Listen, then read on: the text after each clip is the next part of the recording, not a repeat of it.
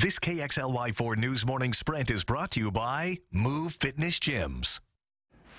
It's 6:52. Time to get you ready to take on your Monday in the morning sprint. Caroline Flynn is in our studio with tips to help you keep your finances fit. And Nikki Torres says the snow, well, it's coming back tonight. But first, Washingtonians may have sprung forward for the last time. A bill to keep the state on permanent daylight saving time is gaining popularity. The House just voted 89-7 in favor of making daylight saving time the permanent time in the state.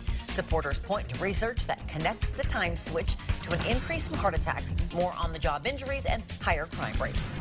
EWU professor Charles Mushler died in a crash in Ford Lakes last night that also injured another woman.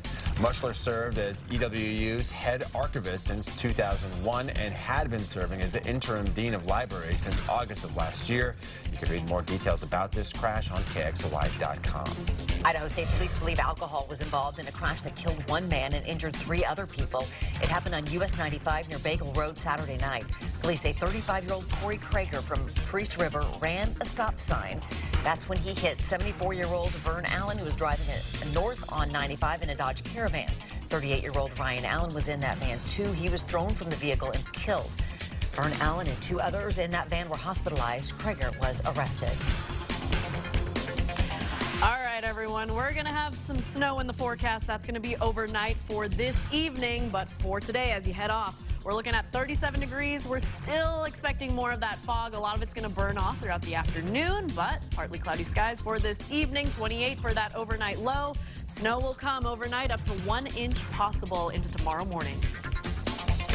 And looking ahead this morning, if you are looking to make the most with your tax refund, you might want to avoid your favorite big box store. That is, if you don't have all of your debts already paid off, or you don't have money set aside in an emergency fund. Financial experts over at SDCU say you should have at least 3 to 6 months of all your household expenses set aside in an easily accessible account that could cover you should you suddenly find yourself out of work.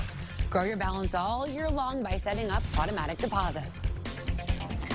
Also looking ahead today, Donut Parade is coming back. The beloved Hamilton shop closed down 3 years ago. Its grand reopening is scheduled for this week. The shop posted to its Facebook page a few days ago, thanking everyone for their patience and enthusiasm. The big reopening will be Wednesday morning. Looks like they have a new logo painted on the side of the building as well. Washington Governor Jay Inslee spoke about climate change at this weekend's South by Southwest Festival. Defeating climate change will either be priority #1 or it will not get done. And I'll tell you why I believe that. It's because this is a heavy lift. This is not easy. Inslee announced he was joining the race for the presidency earlier this month with defeating climate change as his #1 issue. It's not just the Democrats, though, who wanted to reach out to the estimated 400,000 people at South by Southwest in Austin. Former Massachusetts Governor Bill Weld and former Ohio Governor John Kasich were there, too. Los Angeles authorities have identified the 9-year-old girl whose body was found in a duffel bag last week. The victim's name is Trinity Love Jones of Los Angeles County. The death has been determined to be homicide, but authorities haven't revealed how she died. 2 persons of interest are being questioned. The CDC says flu infections are spiking across the U.S. 32 states report being hit hard, including Oregon and Montana. Washington and Idaho are seeing a moderate flu season. Health officials don't know whether the flu season has reached its peak. They say they expect flu activity, though, to linger for weeks to come. Coming up next on Good Morning America this morning, the latest on that dangerous storm leading to multiple tornadoes in the south and heavy snow across the Midwest, both leaving trails of damage. ABC's Rob Marciano has our story. And an exclusive with the attorney who negotiated the hush money payments for Stormy Daniels and Karen McDougal over their alleged affairs with Donald Trump. See that interview next on GMA.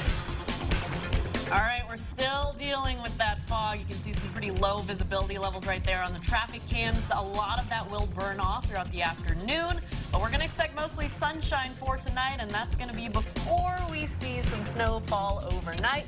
Don't forget, we are looking at an impact scale of a 3 for this evening into tomorrow, because we're looking at a messy evening commute, as well as a morning commute for Wednesday. I gotta get out my snow gear again. I put it away. I know. See what happened? Yeah, don't put it away. You're never safe in Spokane. Oh, boy. We may have school delays and closures. You'll want to keep it here tomorrow morning. That's right. All right, GMA is coming up next.